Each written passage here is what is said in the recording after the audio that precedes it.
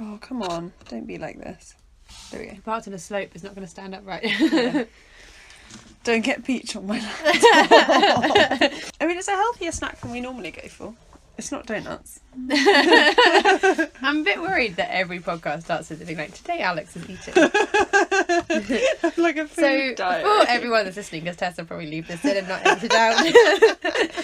Alex You know is me eating so a well. tin of peaches and may have just nearly died on swallowing the syrup. That's why her voice sounds so raspy. Anyway, you can introduce. Let's all laugh at Alex dying. Again! Hello everyone, welcome to another episode of the Pony Podcast. Today we are going to talk about something we've kind of mentioned a little bit every now and again, but we thought we'd collate everything into one helpful episode that you can just refer back to every time you are wondering. So we're talking about MOTs for your horse, so stuff like getting your flu jabs, getting your horse's tetanus jab, when the farrier should come out, when the dentist should come out, like all those maintenance things that you just need to keep on top of to keep your horse happy and healthy. They kind of talk about why and what they're looking for, and different times what different things would be needed. Yeah. Like some of these are like Microphone down. Yeah. Some of these are like you definitely will need X to happen every however long, and some of them are like, oh, you know what, like if you've got a pony who's really heavily competing, they might need this or they might benefit from this, so you can kind of pick and choose what bits you need and what bits you just want, basically.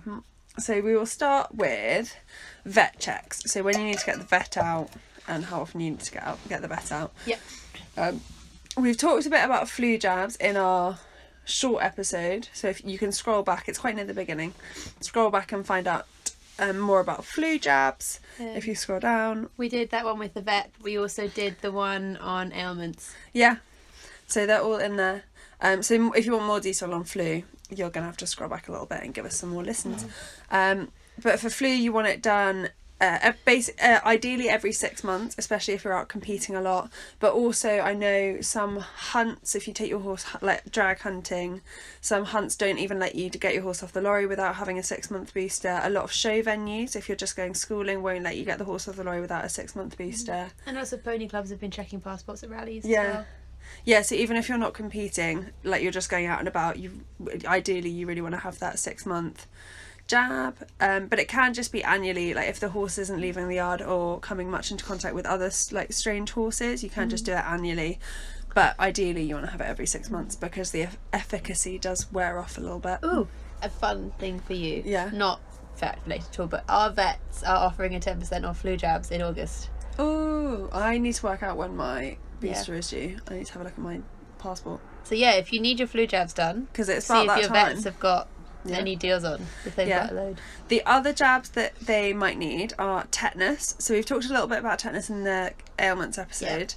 It's caused by the bacteria Clostridium tetani, and it causes tetanus, which is also called lockjaw and is normally fatal. I just want to point out that you can tell that we've done some learning since our first one, because I'm pretty sure we didn't know what bacteria caused it in the first ailments episode. So if you think you're learning the same stuff again, guys, you're not. It's related to C. difficile, the bacterial infection that humans get often.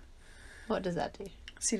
difficile. It's like, I mean, some of the common bacterial ailments that like we learned in A-level biology were like C. difficile, MRSA, and which is amoxicillin resistant staphylococcus. Methicillin resistant staphylococcus aureus. Yeah. And what was the other one? Oh, and there's another one that we all learnt. To learn the different types of bacteria, and C. difficile is one of them. So it's one of the you get it from raw chicken. Salmonella. That's it. That really uncommon one. Yeah. That no one's heard of. Yeah. So the C. difficile is a Clostridium as well. Oh, okay, cool. So after your horse's initial tetanus vaccination, it then gets a yearly booster. But if your horse has a wound or has surgery 6 months or more after his last booster, then you need to talk to your vet about giving him another one because the efficacy wears off, just like in flu jabs. The vaccination, so when you're a human, you get the vaccination every 10 years. but horses have to have it yearly because the bacteria exists in their poo, so they're always in contact with it. This was from your article as well that you cut out of whatever magazine you cut out of. Okay, so it shows you haven't read it. I did read it, but I had lots of articles to read. Maybe it wasn't. Maybe I found that online. I think I found that online. I'll let you off that one. But yeah, so they're always around it, and also if they cut themselves in the field, they can't tell you and be like, oh yeah, I feel a bit stiff. So like you're only going to notice it when it's bad. Yeah. And the survival rates are only about 30%, so vaccination is definitely better than having to cure it. And then the last injection that you might want to think about, it's not a definite, like I don't think you have to have it. I did not know you could vaccinate against this. And I'm supposed to be the pony care person. This is one that I found online. See, are you sure this is a real thing? I'm internet pretty sure. It was from, I can't remember what the website was called, and I have no internet because we're currently sat in my lorry because everyone's watching Love Island. So I can't look it up for you. But yeah, no, I found it on a very legitimate website. I'll trust you. If anyone that's listening knows otherwise, please tell us the correct facts. So you can, apparently, quote unquote, touch wood, you can vaccinate your horse for strangles, but it depends on the risk, like how risky it is, whether your horse is going to be coming into contact with strangles horses with strangles. So like especially if you're competing over on the continent where they tend to be a bit more lax about these sort of things, then you might want to, it might be something to think about, something to talk to your vet about and get advice on. I'm pretty sure that you're right, but we've had a couple of, and at home we had a couple of strangles outbreaks, and not once has anyone you should all probably vaccinate your ponies. Yeah I thought that as well, but it was like a really legit website. I believe you. And then the only other reason I could think of that you might want to get a vet out regularly was like when you're roughing it off at the end of the season and getting it back into work. So just get a vet to check your horse, trot it up so that it can notice if there are any injuries that you're going to want to treat in the off season or that you're going to want to be aware of when you're bringing it back into work. So I know my horse is really uneven behind because she fell over when she was a foal, so her pelvis is wonky. So we always want to be really aware of how she's losing muscle tone because it stops supporting the pelvis, and then she gets wonkier when she's weak, and then as she strengthens it gets more even. But it's something we always need to be aware of, so it's something I'm always like, can you check it? Yeah, because I noticed, so I've got a horse that has had a little holiday and is now going to come back into work ready for autumn hunting. And she, when I first got on her, I was like, oh my god, you are very stiff. And now, nearly 2 weeks later, she's like, powering up the hills. And they feel really stiff when they first come back into work, don't they? And you're like, oh my god, what has gone on? She's been in a field for that time as well, isn't it? She's been on box rest. But anyway, next one is the farrier checks. I love my farrier. I love when he's just an absolute sweetheart. If Grant Litchberg is listening to this, I love you. He's so cute. I love my farrier too, but he needs to come and shoe my horse because she's got a crack in her foot. My farrier told me I make the best cup of tea, and I've never received such a high compliment from anyone ever. Your standards are low. No, tea is important. I drink tea. I don't think my standards are low. I think my basis for tea is high. My standards for tea are high. I made it in a pot, and he was drinking it, and he was like, oh my god, have you made this in a pot? And I was like, yes, I have. And he was like, you can tell the difference is so much better when it's from a pot. So, our farriers are lucky if we remember to offer them a cup of tea. We love you guys. So your horse should see the farrier every 4 to 6 weeks. So you want to be on the shorter time if they do a lot of road work, or if they're like my horse where she wears through her shoes unevenly because of what we said before. So she goes every 5 weeks, and then you want to be the longer amount of time if they have poor hoof growth, so they're not growing a lot of hoof or they're not doing a lot of work. But you want to talk to your farrier about how long is appropriate and what he thinks about the horse's feet. Yep. Yeah. What are those? You gonna do the next bit? Or? Oh, sorry, when did you get to? It's been a long day. Well, so here. Oh, okay. So your farrier will do other stuff as well as changing horses' shoes. So they'll trim the foot. So if you've got a horse that's been out in the field with its shoes off on holiday, they'll start preparing the foot. Or mares and foals, they have their feet trimmed, don't they, with no shoes on. Yep. And they'll correct any balance problems, which you can see poor, like, bad hoof balance from our Instagram post where I put Piglet's x-rays up, and I go through what is wrong, and you can see an x-ray of the foot, and then you can see the bones of the foot as well. So head back to Instagram, guys. And there's a lot the farrier can do to correct bad foot conformation or a movement with how he shoes the horse. So that's helpful. And he can also, if you're having a problem, your horse isn't quite level, he can have a look, see if it's in the foot. Yeah. So, like, if you think your horse has an abscess or, like, pus in the foot, you can talk to your farrier and they can hoof test, so see where the pain's coming from, and then on veterinary advice they can dig out the abscess for you to poultice. And then it's, when your farrier's there, it's always worth asking, like, how your horse's feet are looking, whether the growth looks healthy, or, like, whether your horse might benefit from a supplement or, like, different types of shoes. Just make sure you have, like, a conversation with them. Yeah. So it's really important to chat to them because then you know what looks normal for your horse's feet. And then if you do start to notice that the balance has changed, or they've got a crack and they don't normally have a crack, or even if they're moving differently, you can be like, or even like if they wear their shoes unevenly, you can be like, oh, is there anything you could do this time? I've noticed this is happening. Is it normal? And because at the end of the day, like, you're meant to be a team. We had, when Piglet was young, if we turned her out in the field and she galloped around the field, or with me on board, she wasn't lifting her front feet up in time, so she was slicing her fetlocks and her pasterns. This is a walking disaster. Yeah. She doesn't do it anymore, but for a while, because she was a bit weak, she was just over tracking and slicing her pasterns. And so I told the farrier and was like, look, I don't know what we can do, like, I don't know what we can put on. And what he did, he he took some of the metal off the shoes, so the shoes were lighter, so she could move her feet faster. And we didn't quite put race plates on, aluminium racing plates, but he was like, yeah, if it doesn't get any better, then we can put those on. And I know people who compete eventing in race plates because they're lighter and the horses can pick their feet up faster. But do the studs stay in? Yeah. You can only put them in, like, once though, and you don't have to tap it. Because the I was aluminium's going to say, like, by the end, if you were doing around badminton, like, they would not still be there by the end of the course. Like, they would have worn away. They are, because it's a badminton horse. Really? Yeah. Wow. Yeah. But, like, you just, like, you can practically put them in with your hands. You don't barely need a spanner. It's cool. Because I never thought that they would. I thought they were too flimsy to use for something as hardcore as eventing. But yeah, apparently. Wow. Anyway, you learn something new every day, guys. Yeah. The next thing we're going to talk about is the dentist. So if any of you has seen our recent Instagram post, one of our recent Instagram posts, Piglet has recently seen the dentist. Our lovely dentist Mark Singsby came out to do her teeth. Always use a qualified dentist or a qualified vet to do it, and don't just let anyone touch your horse's teeth, because you really need to make sure that they are properly qualified and know what they're doing. Horses' mouths are very sensitive. I would always err on a dentist rather than a vet. Really? Personally. Yeah, I would as well, but I know a lot of people who'd rather go vet than dentist.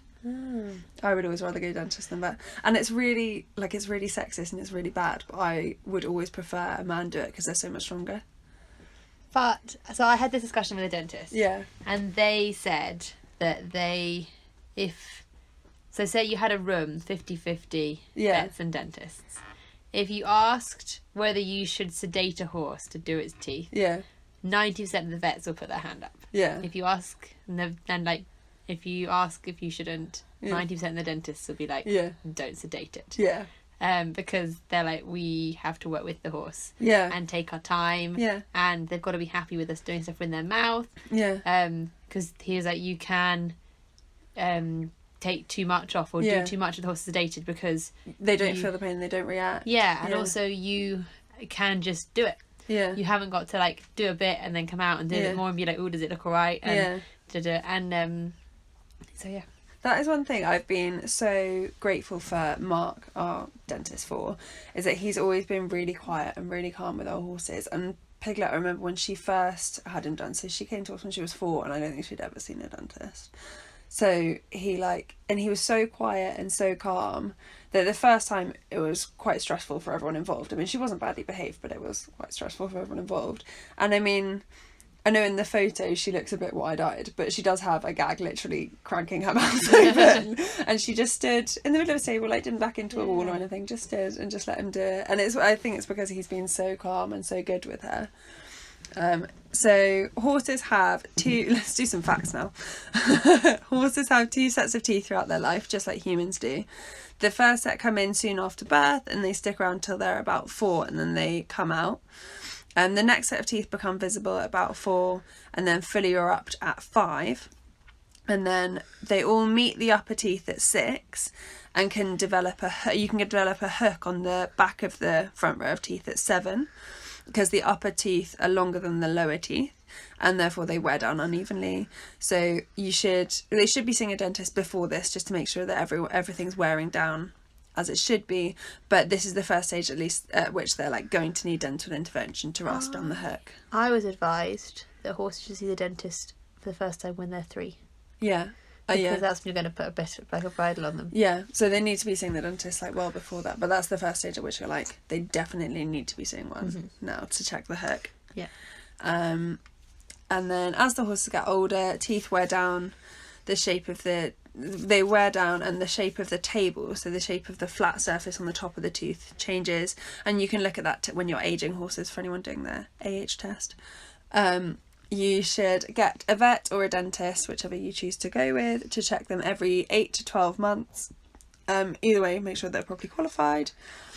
And yeah, you should definitely get them done every 8 to 12 months. And then if something changes, so if they start holding the bit differently or if they start reacting really strongly to you taking up a contact, then you want to get them changed. If they start quidding, so dropping food when they eat, then you want to get them checked by the vet or the dentist just to make sure that it's not a teeth problem, because it really affects obviously the way they eat and therefore they'll drop condition really quickly. So when your dentist comes, they'll be looking for problems, certain problems in the teeth. So things like cusps, which are sharp edges that form as the teeth wear against each other on the outside of the teeth. And if they're left untreated, they'll keep wearing and they can become quite sharp and they'll damage the gums and the inside of the mouth. And the horse can get ulcers, which isn't very comfortable. What I didn't realise, if your horse has mouth ulcers, you can put Gastrogard on it and it heals them. Because Gastrogard is like a syringe that you give to horses if you get stomach ulcers, and I hadn't put the connection between healing stomach ulcers and healing mouth ulcers. Do you think... No, edit that out. What? Okay. I was going to ask if it would work on people, but... I wouldn't recommend it. You're going to have a long day. They're also looking for hooks, beaks, waves and ramps. So these are just overgrowths or wear abnormalities of teeth. So when the jaw isn't aligned properly, so like if the horse has an overbite, which is called a parrot mouth because it makes the mouth look like a beak, or if some of the teeth are missing, then it can unevenly wear the teeth, and you'll get some that have hooks like we talked about, or uneven wear, and this all affects how the horse eats and how the bit sits in its mouth, so you're going to want those to be checked. I can't pronounce this word. You have the next one. They'll be looking for You're putting off too. No, I can definitely pronounce it, but I want to preamble and explain it. So a diastema is the word for a gap between the teeth. So the horses have a large diastema which sits between the incisors and the molars, which is where your bit sits, the big bit that has no teeth in it. But they also have diastemas they might have diastemas between the other teeth, and these aren't really a problem unless they get packed with food, because then the food rots and it becomes a catalyst for gum disease and tooth decay, and is really bad, and that then causes the next thing, which is tooth decay or caries. I read that and was like, Stop putting things on the show notes that you can't pronounce. Tooth decay is definitely a thing, but I didn't know that they were called caries. Okay, any dentist listening, please send it to us phonetically. I'm going for caries. Okay. They can be caused by pre-existing cavities from inside the tooth, which can reach the surface. Yeah. Cavities could also form... Sorry. from the outside and work their way in. It's been a long day for Alex. I went for a run this morning. This is why I'm tired. Stop going for a run. Extracurricular exercise. Unacceptable. Anyway, back to the podcast. They can be caused by changes in the pH balance of the mouth, which can be to do with changes in feed or changes in environment. So maybe like if the horse has come from a field to a stable. If the horse is stable overnight, the reduction in chewing activity reduces the amount of saliva produced, which makes the mouth more acidic. Because saliva is alkali, as we all know. But it's more common in performance horses who are stabled and fed on a high sugar diet, which would also lead to more prevalence of stomach ulcers because more acidic tea going into the stomach. Yeah. Oh God, we are just so on it tonight. And then the last one, which is the only real like dental emergency that horses can get, is a root abscess. So they're really, really painful, and they can they're the sort of thing where a horse can react really, if a bit like bangs on them, it's loads and loads of pain, and they can be like, it can make the horse really like, head shy and dangerous. Well, not dangerous, really head shy. They often start at the gums and then work their way up into the pulp cavity, which is at the base of the tooth, so right up into the skull, and then that leads to an abscess. And the proximity of the upper jaw to the sinuses, so the sinuses are the gaps in a horse's skull which make it lighter, and they help with things like hearing and stuff like that. They can lead to sinusitis, so infection and pus getting into the sinuses, which will need to be drained. And I've seen one of these being drained, and it is disgusting, because the way they get into the sinuses is they sedate the horse, but it's still standing up, and they cut back the flap of skin, and then they get a chisel, so like a hammer and a chisel, not like fancy surgical equipment, like a hammer and a chisel, and they chisel a little square out of the horse's skull, and then they drain it like with it. It's vile. It is disgusting. The weirdest one I saw was, so my horse went into hospital last year because she had an eye infection, and they did like quite a lot to it, and like took off a layer of her eye, and it was really strongly medicated. But the way they medicate horses' eyes, because they have to medicate them like 24/7 constantly, they leave their head collars on, and they put a little tube under the skin on their face. Oh, I know, I've seen it. And so it comes out, and they stitch it so it's right next to the eye, and they leave the medication on the side of the head collar, so that it medicates every hour constantly. But they're all really happy, and they don't notice because it's like under such a thin layer of skin, and it heals so quickly. It's amazing. Horses, if you've ever tried to prise a horse's eye open, their eye closing muscles are so strong, it's really, really hard. So that's why it helps to have something that's there all the time, that you don't have to like use your great big fingers, because they'll obviously like react against your fingers trying to prise their eyes open. And if you have just a little thing that's always there, then they don't shut their eyes against it.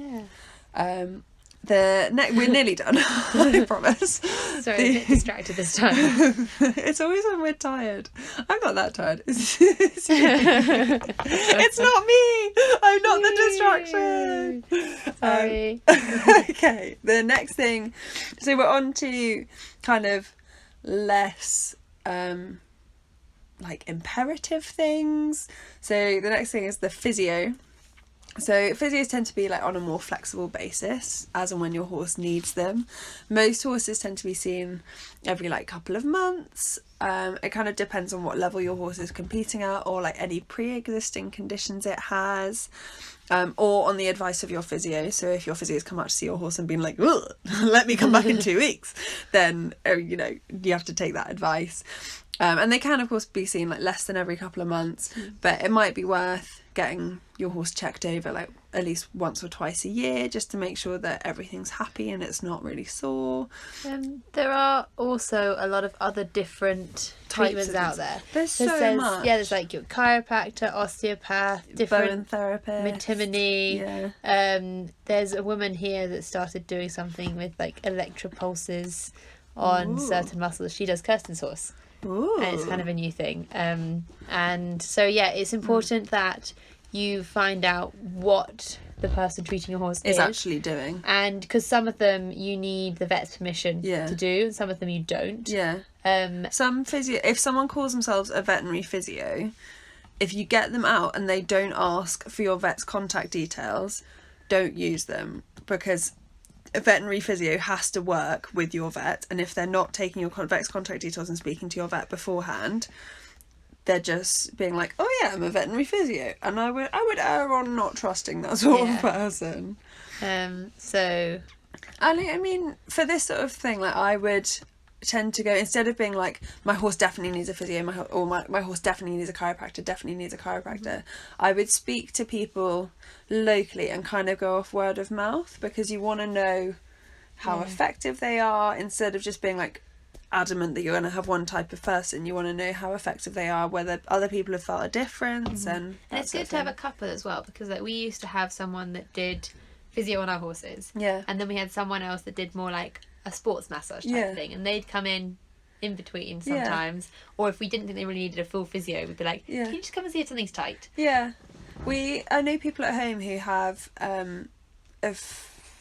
have a Bowen therapist who like loosens the fascia, so that's the connective tissue that lies on top of the muscle, and she's been really good, actually. She's worked really well on Piglet.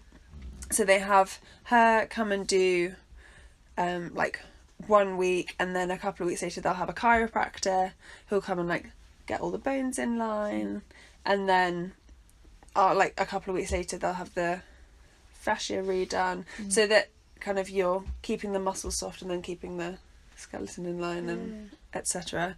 Although a lot of people who are like, I mean, the phrase keeping the bones aligned is a bit misleading, because if the bones are unaligned then you've got a limb hanging off, so it's not literally keeping the bones aligned, but you know, you get the gist, you get what I mean. And the last one the last one is someone I like swear by. Like, I now get my saddles checked all the time, because I feel like it's so, I've learned quite a lot in the last year or so, and now I find it literally so important. Anyone who doesn't get their saddle checked often, I'm like, your balls.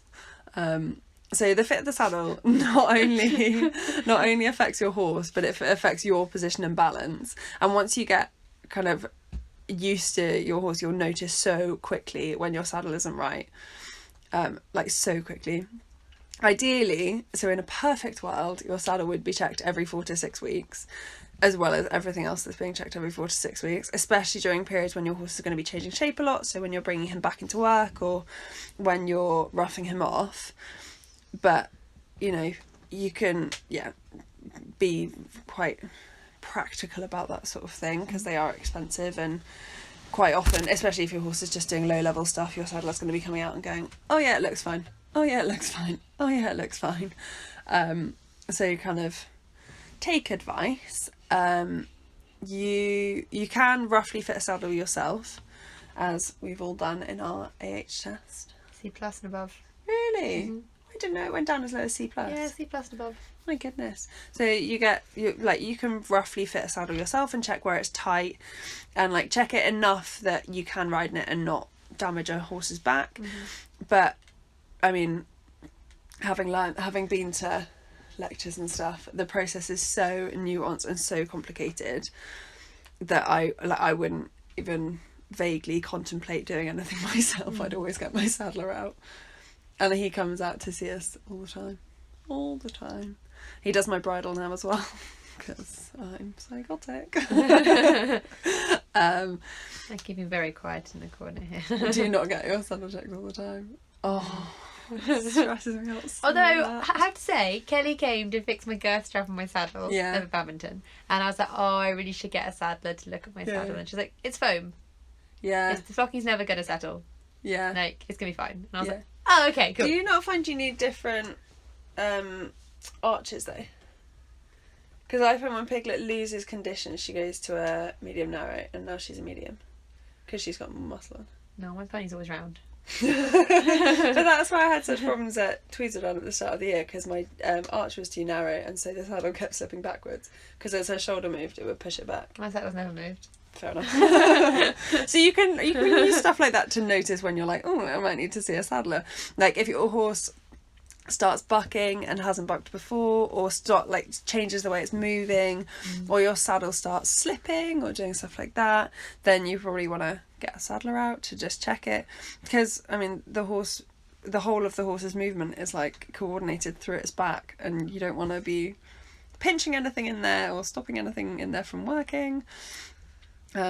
Just make sure it's nice. And actually we've got those poly pads, our lovely poly pads. They're really, really good for, especially if you're not getting a saddler out every 4 to 6 weeks, which, like, let's be honest, who is? Even I'm not that bad. They're really good for absorbing pressure and dissipating it, instead of like some pads, say they do that bit, they just transfer the pressure directly to the back. The poly pads dissipate it quite nicely. Quick plug. Hashtag advert. Yeah. When you get a saddler out, make sure they're qualified and they're a member of the Worshipful Company of Saddlers. It just means that they've done some qualifications and they've not just woken up one day and been like, I'm going to be a saddler today. And your saddler should always watch you riding the horse in the saddle before and after changing it, because the horse's shape changes as it moves and as its muscles warm up, and it the back muscles rise up into the saddle, and it changes the fit of the saddle, and something can look absolutely fine when the horse is standing still, and then it'd be absolutely all over the place as soon as they start moving. And also some saddles do move when the horse moves. Yeah. So one of my horses, it looked fine in walk, and then she got on and was like, it moves at the back, and I was like, okay, cool, what can we do about that? But she wouldn't have noticed if she'd just seen it on the Yeah, and you to a certain extent you want them to move with the horse, but you don't want them banging up and down on their back or anything like that. And that's all we have. That's all the MOTs that I could think of. It's going to be really awkward if you're like, oh my god, you forgot about that. Well, I was going to say worming, but we've done a worming episode, so if people are interested, they can go and listen to that. Yeah. Oh, yeah. I feel like worming you don't have to get someone out for. No, but it's an MOT. Yeah. Okay, well, for the last MOT that I've forgotten about, go check out our worming episode, which I think is another one where we're both really overtired and just not coping with the day. Yeah. Anyway, drop us a line to let us know how you liked this episode, and if you know how to pronounce any of the words better than we did. Yeah, if any of our facts were wrong, which, let's be honest, probably were, because I wrote this episode, not Alex. I feel very happy that you said that. Just drop us a line, DM us on Instagram or Facebook, or email theponypod@gmail.com and tell us whether you liked it, whether you didn't like it, any episodes that you want us to do, because we're not running out of topics, I don't think, but we love hearing from you guys, and we're more than happy to write episodes specifically for you guys. And as we give you a shout out to who's requested it. Yeah, as we have done in the past. Other than that, leave us a review on Apple Podcasts and Spotify so that other people can find us. Recommend us to your friends. And we'll see you next week. Yeah, and listen next week, please. Thanks. All right. Bye. Bye.